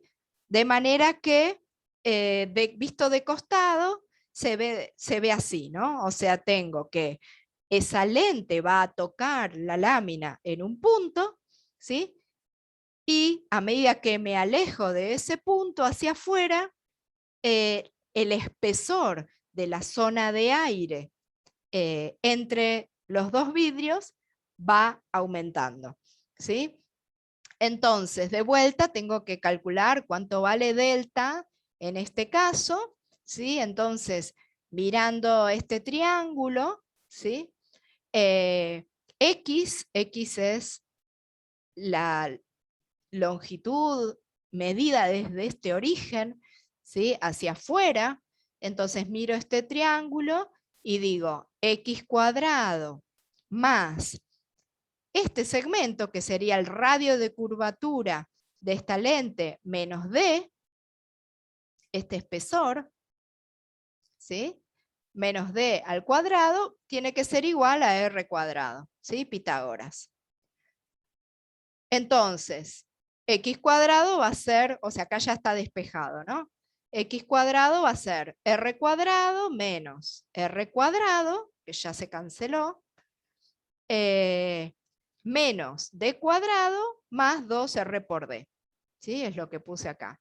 Ahora, vamos a estar usando este dispositivo en una configuración en la que r, el radio de curvatura de esa lente, es mucho más grande que d, que el espacio que queda entre la lente y esta lámina. ¿Sí? Por lo mismo de antes, necesito que este d sea pequeño, ¿sí? Por lo mismo que decíamos recién. Por lo tanto, en esta aproximación puedo despreciar el término con d cuadrado en relación a 2rd y decir que x cuadrado es 2r por d. Pero este d es función de x, ¿sí? O sea, este d queda claro que es función de x de esta manera, ¿sí? Es lo mismo que, o sea, esta es una relación entre D y X, lo mismo que obtuvimos para la cuña, que D era alfa por X, ¿sí? Acá no es alfa por X, sino que D es X cuadrado sobre 2R, ¿sí? Fuera de eso, es todo igual. Entonces, utilizo la misma relación de los máximos, ¿sí?, que sacamos antes, donde antes, esto lo puse simplemente para que asocien con el caso anterior, este D sub m era el alfa por X en el caso de la cuña. En el caso actual, este D sub m va a tener esta expresión como función de X. Entonces, puedo directamente escribirlo en función de X como X cuadrado sobre 2R, me quedará un X cuadrado sub m sobre 2R, y ahí directamente despejar X sub m, ¿sí? Queda esto. Fíjense que X es la distancia que hay desde el centro de la lente hacia afuera, ¿no? Entonces, como esto es una lente que tiene simetría de revolución, ¿sí? Entonces, en realidad, yo me puedo ir hacia afuera de ese centro, de ese punto de contacto entre la lente y la lámina, en cualquier dirección, y todo este análisis vale igual, ¿sí? Por lo tanto, decir que hay distancias desde el centro que dan máxima intensidad es lo mismo que decir que tengo anillos, ¿sí?, zonas de radio fijo, ¿sí?, que me van a dar máxima intensidad. Este caso en particular, como lo había calculado para máximos de intensidad, me está dando el radio de los anillos brillantes, ¿sí?, de los anillos que tienen máxima intensidad, ¿sí? Lo interesante es que son anillos, ¿sí? Eso es diferente en relación a la cuña, ¿sí?, que eran franjas. Si hago lo mismo para el caso de los mínimos, ¿sí?, utilizo la otra fórmula, voy a llegar a que el radio de los anillos oscuros es este otro, ¿sí? Entonces, bueno, como antes, esos radios dependen de la longitud de onda, ¿sí?, que está metida acá, dependen del índice de refracción, que está también metido acá, del medio intermedio, digamos, ¿sí? Y entonces voy a tener una sucesión de de anillos oscuros y claros, alternados, ¿sí? Que me van a ir a dar imágenes como estas, ¿sí? Dependiendo de cómo sean los saltos de fase, puedo llegar a tener un centro brillante o un centro oscuro, ¿sí? Pero esto sería como se ve si yo observo desde arriba la figura, ¿sí?, de los anillos de Newton, como se llama a esta figura de interferencia. Profe, Sí. una pregunta. Si incido con luz blanca, digamos, en el centro sería como que un punto blanco y en el resto sería Claro, como arco tal iris. cual. Ah, qué lindo. Sí, o sea, como vas a tener, dependiendo, ojo, ¿no?, blanco o negro, ¿no?, dependiendo de si vas a estar en el caso en que el centro es brillante o el centro es oscuro, ¿sí? Pero vos me decías, creo, el caso del centro brillante, ¿sí? Sí. Si el centro es brillante, que no sería este caso, ¿sí?, porque en m igual a 0 coincide con un oscuro, con un mínimo, Claro. ¿sí? Si yo tengo el otro caso, entonces pasaría eso. O sea, independientemente de la longitud de onda, todos van a tener máximo en el 0. Y entonces ahí se ve blanco. Y hacia afuera se van coloreando, ¿sí? Profe, perdón. Sí. Y en el caso de las láminas, del caso anterior, perdón, la cuña, ¿cómo sería? Ah, en el centro Igual, también sería. es Ah, lo ok. mismo, ¿sí? Claro, claro. Justamente es eso que comentábamos antes, ¿no?, de que teníamos incluso esto se vio, aunque todavía no lo sabíamos, se ve en esta foto que puse al principio de todo. Acá. ¿Sí? Claro, sí. Esto es una lámina. En definitiva es una lámina. ¿Sí? ¿Por qué se ve coloreada? Pues está iluminada por luz blanca. ¿Sí? Pero ¿qué pasa? Como los espesores van variando a lo largo de la lámina, no es toda uniforme, entonces cada espesor local maximiza la intensidad de un determinado color, de un determinado lambda. ¿Sí? Y entonces voy viendo colores según cómo van siendo los espesores. ¿Sí? Claro, perfecto. Profe, Sí. me dudo respecto a el caso del anillo del centro oscuro y el centro claro. Este era el caso del centro oscuro. Sí. ¿Cuál sería la diferencia con el caso del centro claro en el planteo? Sería el caso donde, o sea, tenés dos opciones. Una es mirar por transmisión. ¿Sí? Lo mismo que hicimos, el análisis que hicimos para la lámina de caras paralelas, pero hacerlo para este dispositivo. O sea, si yo lo monto, ¿sí? Y en vez de mirar por reflexión, o sea, de mirar del mismo lado que ilumino, miro por detrás, ¿sí? Ahí voy a tener la figura complementaria. ¿Sí? Si por reflexión veo centro brillante, por transmisión voy a ver centro oscuro y al revés. ¿Sí? Esa es una. La otra opción es cambiar los medios. ¿Sí? Porque acá de vuelta estoy considerando que tengo medios iguales a ambos lados. Pero si yo tuviese medios, por ejemplo, con índice creciente, ¿sí? Que este sea N1, N2, N3, donde van creciendo, ahí los saltos de fase van a dar que vamos a tener la figura complementaria a la que estamos teniendo acá. Claro, ok. Y lo de la incidencia casi normal, no terminé de entender como para qué era, o sea, es que incida normal con el vidrio de abajo, ¿no? Sí, Pero o más sea, acá tiene que estar casi normal, o sea, para que normal, el sea chiquito. prácticamente. Eso es para que los rayos se junten, ¿sí? Se puedan juntar el rayo 1 con el rayo 2. ¿Sí? Ok. Porque si no, si eso no pasa, si yo incido con una incidencia grande, voy a tener que el reflejado se me va a ir con un ángulo y el transmitido, ¿sí? Acá ya no me va a salir con la misma dirección en general, ¿sí? Porque tengo una curvatura acá, no es como en la lámina de caras paralelas. Entonces me va a salir en otra dirección y voy a tener un rayo 1 y un rayo 2 que si no se juntan en ningún lado no voy a ver interferencia. ¿Sí? Entonces necesito que se junten. Y para que se junten, la única posibilidad de que se junten, porque van a salir si no totalmente en direcciones diferentes, la única posibilidad de que se junten es que se junten en la superficie superior, que se junten acá arriba.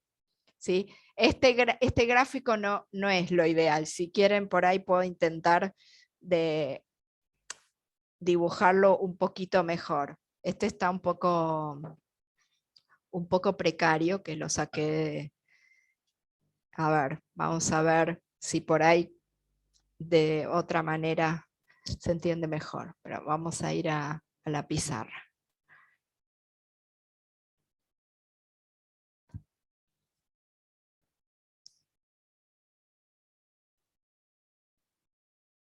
Vamos a pensarlo en la cuña, por ahí que es más fácil, que es todo más recto. ¿Sí? Por lo menos para empezar, ¿no? Supongamos que yo tengo la cuña, ¿no? Entonces yo digo, quiero incidir de forma tal que el rayo refractado incida normalmente en la cara de abajo. ¿Sí? O sea, esta es la normal a la cara de arriba, ¿no? Entonces, digo, supongamos que existe un ángulo que va a ser pequeño, ¿sí? Porque aparte este alfa es muy pequeño, ¿sí? Que hace que el rayo refractado me salga, esperen que se me cambió la herramienta, me salga refractado así, para abajo, ¿sí? Y normal a esta cara. Entonces tengo el rayo 1, que haría esto nada más, ¿no? Sería, solo se refleja, con el mismo ángulo. Y el rayo 2, que se transmite, pero acá toca justo normal, entonces se refleja por el mismo camino. ¿Sí? ¿Y por dónde va a salir este? Para arriba. O sea, este vino para abajo, se reflejó por el mismo camino porque fue incidencia normal y vuelve a llegar a esta cara. ¿Para dónde sale después?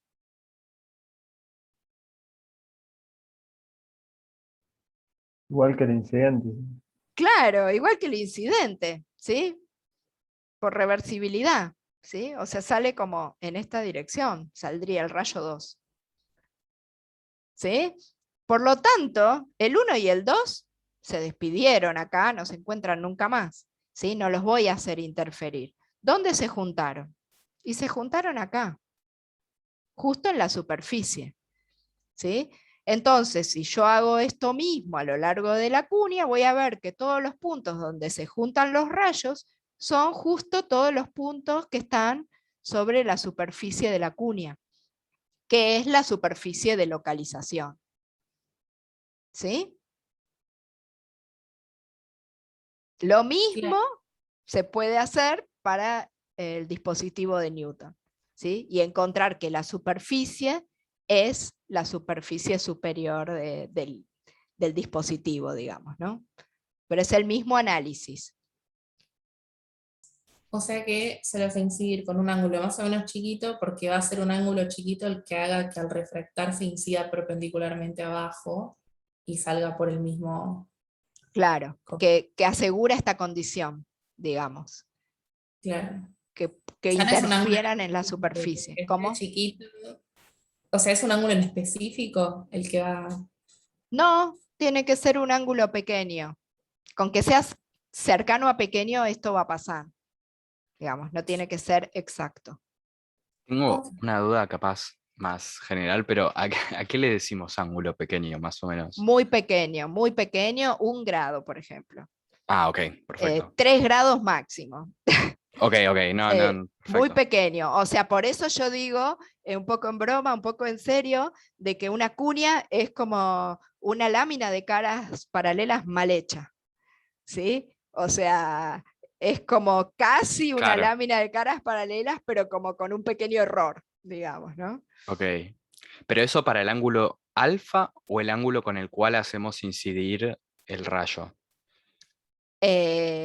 No, el ángulo alfa, ¿sí? Y el Ah, otro ok, ok, también, ok. porque si esto es casi plano, o sea, si alfa es Claro, muy sí, pequeño, esto es casi plano y lo otro es casi normal, ¿no? claro, entiendo. Bien, no sé si con este dibujito quedó más claro. Yo, Sí, yo tengo una... Va, primero, una cosa, o sea, vos decís que la interferencia entonces se da justo en la lámina, ¿no? justo en la superficie superior, sí. O sea que funcionaría como una pantalla en ese sentido. O sea, yo lo que veo es en ese...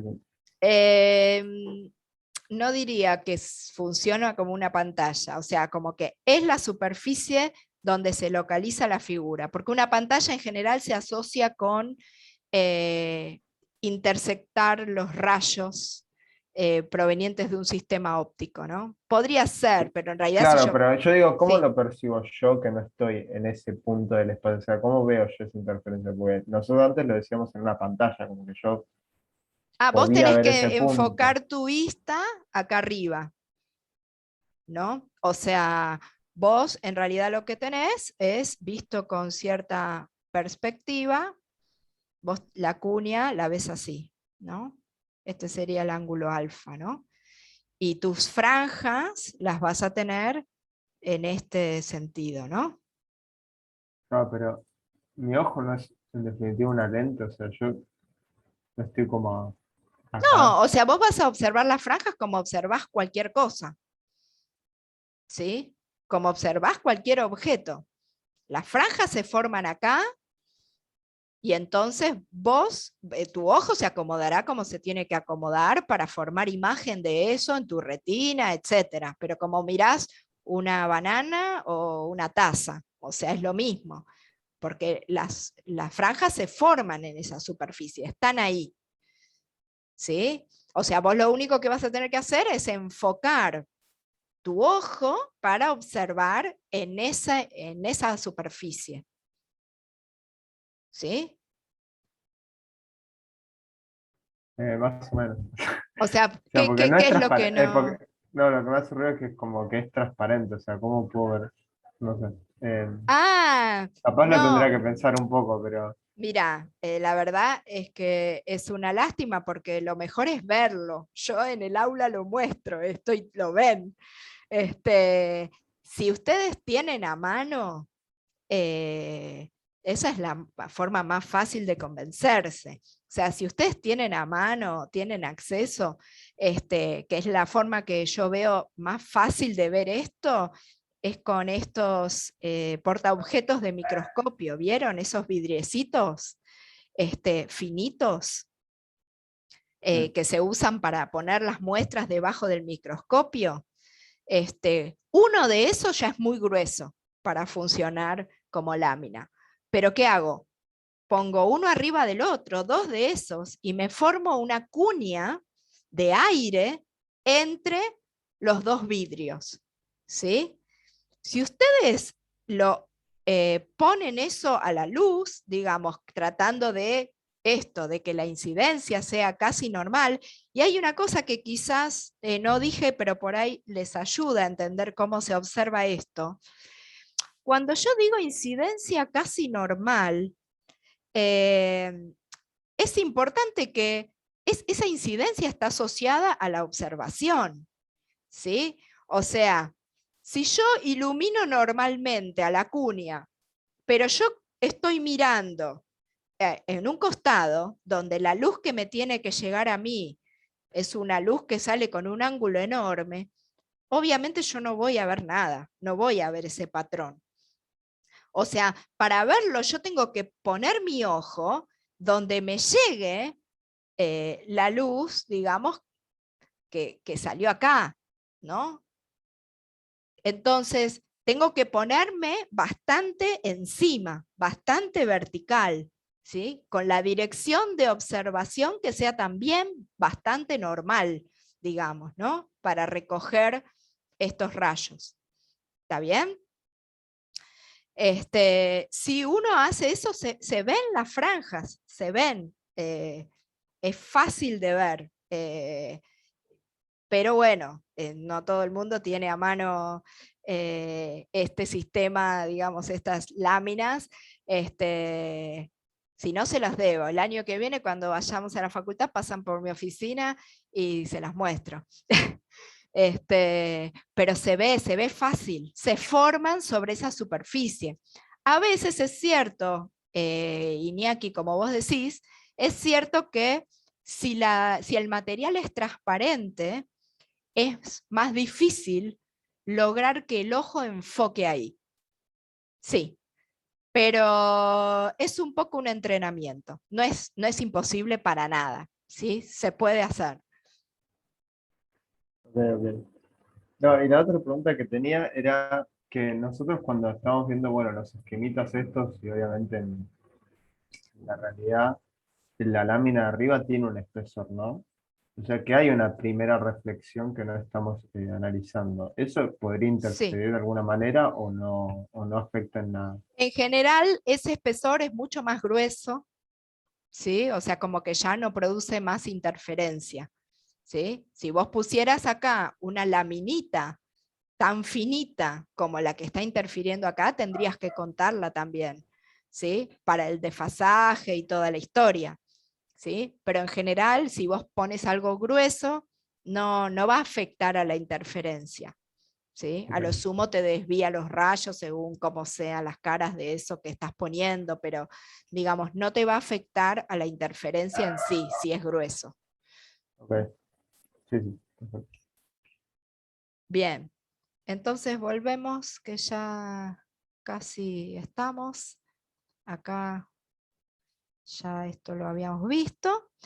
Y entonces, nada, simplemente para remarcar que este caso, de nuevo, considera que el índice del medio es menor que los índices de afuera. Esto está considerado en el tema del gamma, de los saltos de fase, en las reflexiones.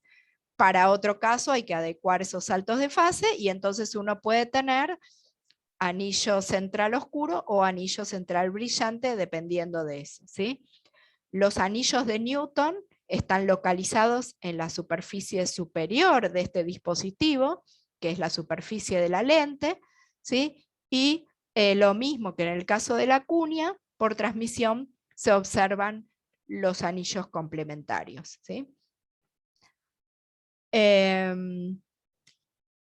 Acá hay un par de ejemplos de imágenes que se producen por interferencia, que son bastante conocidas, bastante comunes, ¿sí? Uno es una mancha de nafta, ¿sí? Lo habrán visto en las estaciones de servicio, se ve mucho, que se ven manchas así coloreadas, ¿sí? Básicamente es una lámina que se forma, que obviamente que no tiene espesor parejo, ¿sí? Por eso se forman estos contornos irregulares que intensifican un determinado color, ¿sí? Y lo mismo, las burbujas o pompas de jabón, ¿sí? Que también son láminas delgadas, ¿sí? Del detergente, ¿sí? De agua con detergente, que se forman entre aire adentro y aire afuera, ¿sí? Entonces es una lámina delgada donde se puede producir también interferencia, ¿sí? Entonces, para cerrar, a ver cómo estamos de tiempo. Sí, vamos a ver un par de videitos que tienen que ver con esto.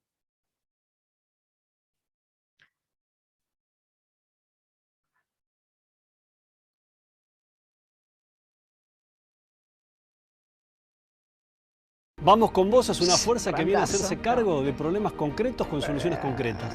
Por eso te pido que... Ahí va.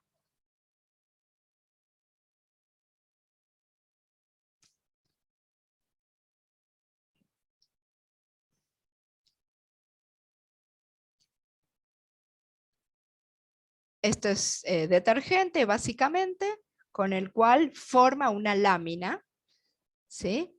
Y acá vamos a observar la interferencia de la luz en esa lámina. Luz blanca, ¿sí? Profe, ¿se va como corriendo Sí. porque el líquido va como bajando de alguna manera o Tal por otra cual. cosa? Exacto, es eso. El líquido va como bajando, entonces el espesor es dinámico, ¿sí? Es función del tiempo, ¿sí? Y como sabemos que los colores en definitiva van a tener que ver con el espesor local, bueno, como esa lámina que parece así estática, pero no lo es, ¿sí? Va en el tiempo, digamos, va cambiando el espesor local y por lo tanto va cambiando los colores.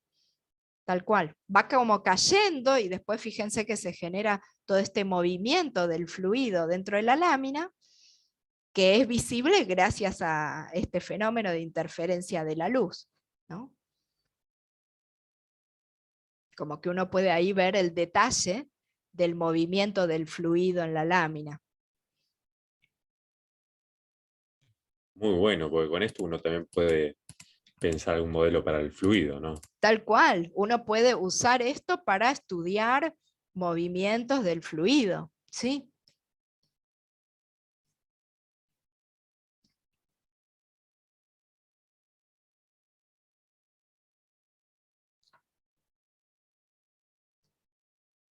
Bien, y el otro es una burbuja.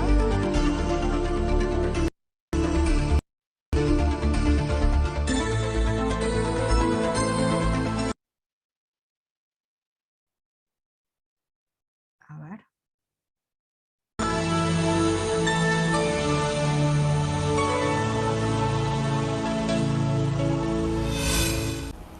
Buenas tardes, soy Víctor Coronel de la City University de Nueva York para hacer un experimento sobre interferencia constructiva o destructiva en películas delgadas. Para ese propósito vamos a usar jabón líquido de lavar plato, por ejemplo, disuelto en agua, y pueden tratar diferentes porciones hasta que encuentren una que le permita hacer una burbuja grande de más o menos 10 centímetros de diámetro. Entonces aquí preparamos la burbuja en una superficie blanca para facilitar ver el experimento. Lo puede hacer una diferente figura, pero diferente superficie, pero no lo va a ver tan claro.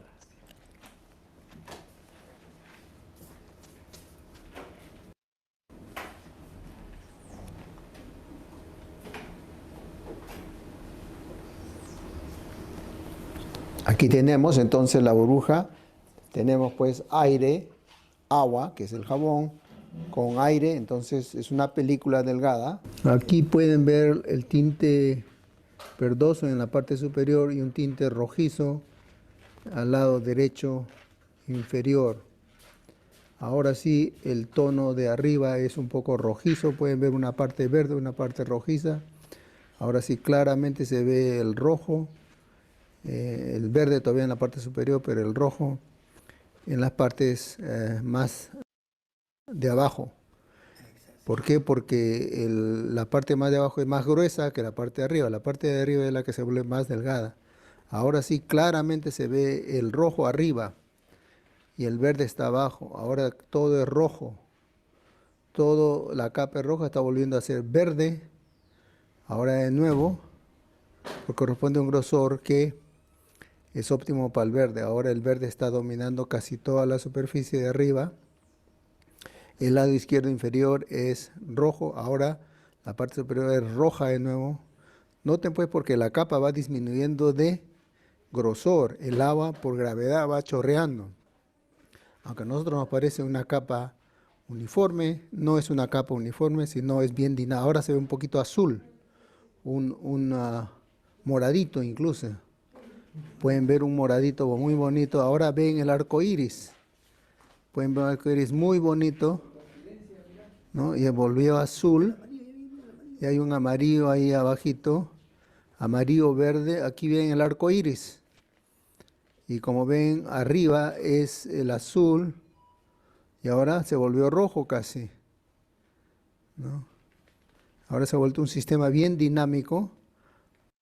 Pueden ver diferentes áreas de diferentes colores, porque son diferentes grosores. Quiere decir que esta burbuja no es una burbuja de grosor uniforme por gravedad. Muchas gracias, señores.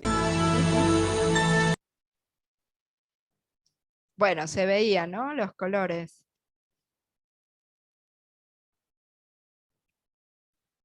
Sí. Lo loco que me quedé pensando es que los colores los veíamos en el contorno. ¿Esa no es la Claro. parte menos normal a nosotros? Eso es lo que me... Es la superficie, lo veías en la superficie, digamos, de localización. ¿Sí? Claro, lo que, más o menos, o sea, lo que me quedé pensando es que no es como la, bueno, habría que ver qué fuente está iluminando, pero no es como la parte en Claro, sí de ahí ni menos normal. siquiera, lo interesante es que no había una fuente de luz que vos digas orientada de una determinada manera, prácticamente se veía con la luz ambiente, ¿sí? Entonces vos estás tomando en realidad, la cámara está tomando lo que se ve desde donde está grabando, ¿sí? O sea, es como que de esa manera selecciona cuál es la incidencia que está considerando, ¿sí?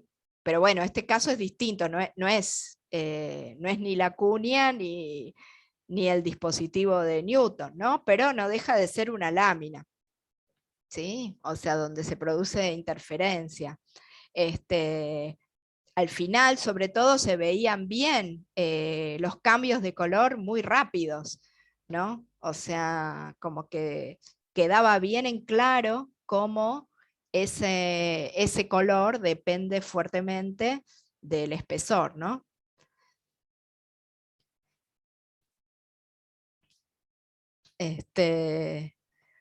Bueno,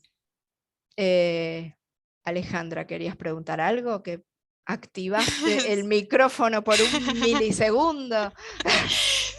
Sí. No, es porque, o sea, en principio se veía como que fluctuaciones entre azul, perdón, entre rojo, verde, y después que se empezaron a ver los colores. ¿Por qué era eso? También por el espesor y eso.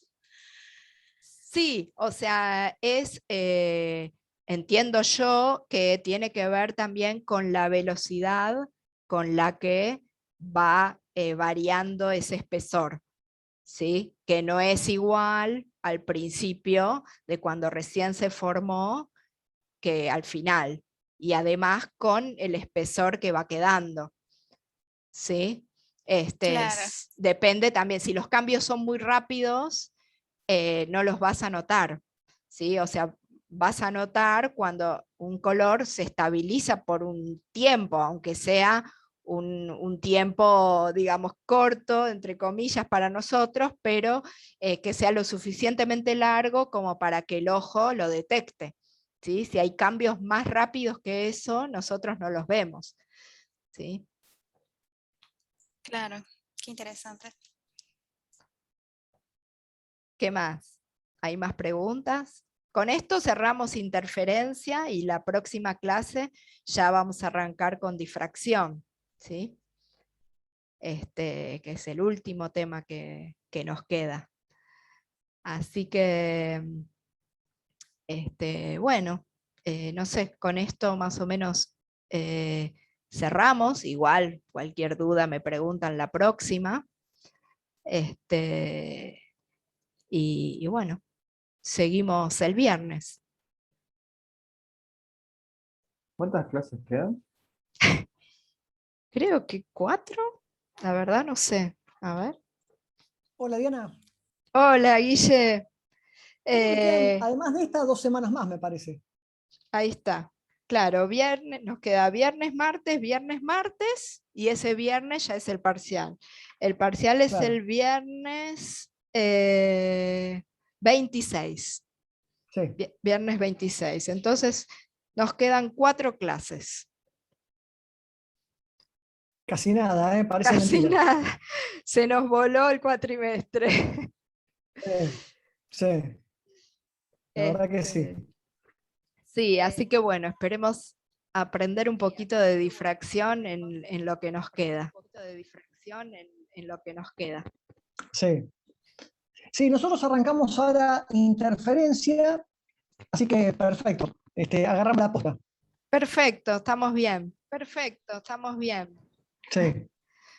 Bueno, chicos, los dejo. Nos vemos el viernes. Chao, Bueno, profe, muchas gracias. Chao, hasta la Chao, próxima. Diana. Nos vemos. Hasta luego. Chao, Hasta luego. chao a todos. Chao a todos.